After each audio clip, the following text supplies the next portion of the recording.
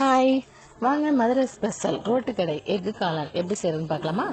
அதுக்கு இப்போ நான் ஒரு அரை கோஸ் எடுத்து வச்சு நல்லா நறுக்கி வச்சுருக்கேன்.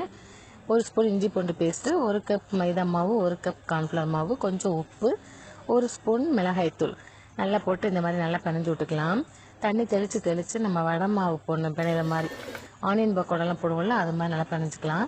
இப்போ ஒரு கடாயில் வடச்சட்டியில் நல்லா எண்ணெய் காயவும் அதை சின்ன சின்ன உருண்டைகளாக போட்டு நல்லா பொரித்து எடுத்துக்கலாம். அந்த மாதிரி ரொம்ப கிறிஸ்பியாக வேண்டாம், ஒரு நார்மலாக பொரிச்சு எடுத்து வச்சுக்கலாம். எடுத்து வச்சிட்டேன். இப்போது அந்த பொரிச்ச எண்ணெயே கொஞ்சம் ஊற்றிட்டு ஒரு வெங்காயம், நல்லா பெரிய வெங்காயமாக நல்லா கட் பண்ணி போட்டு நல்லா வதக்கிக்கிறேன். இதில் ஒரு ஸ்பூன் இஞ்சி பூண்டு பேஸ்ட்டு, ஒரு ஸ்பூன் மல்லித்தூள், ஒரு ஸ்பூன் கரம் மசாலா, ஒரு ஸ்பூன் தனி மிளகாத்தூள், கொஞ்சமாக உப்பு போட்டு நல்லா வதக்கி விட்டுட்டு 2 ஸ்பூன் நான் இது ஊற்றிருக்கேன், சோயா சாஸ் ஊற்றிருக்கேன். கொஞ்சமாக மாவு, கார்ன்ஃப்ளவர் மாவு எடுத்துகிட்டு அதில் கொஞ்சம் தண்ணி ஊற்றி நல்லா கலந்து அதையும் நல்லா ஊற்றிட்டேன். இப்போ நல்லா கொஞ்சம் தண்ணியாக இருக்கணும், அப்போ தான் அது போடும்போது நல்லா கெட்டியாக நல்லா வரும். அதுக்காக இப்போ ஆல்ரெடி பொரிச்சு வச்சுக்கிற காளானே அதையில் போட்டு நல்லா கிளறி விட்டுட்டு நல்லா கொத்தி வதக்கி விட்டுடலாம். இப்போ கருவேப்பிலை கொத்தமல்லி போட்டு அதை மூடி வச்சிடலாம்.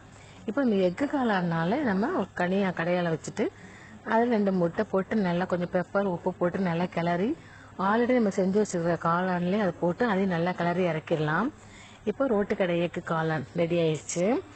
இதே மாதிரி நீங்களும் செஞ்சு சாப்பிட்டு பாருங்கள். சாப்பிட்டுட்டு எப்படி இருக்குன்னு சொல்லுங்கள், கமெண்ட் பண்ணுங்கள், சப்ஸ்கிரைப் பண்ணுங்கள், லைக் பண்ணுங்கள். பாய்.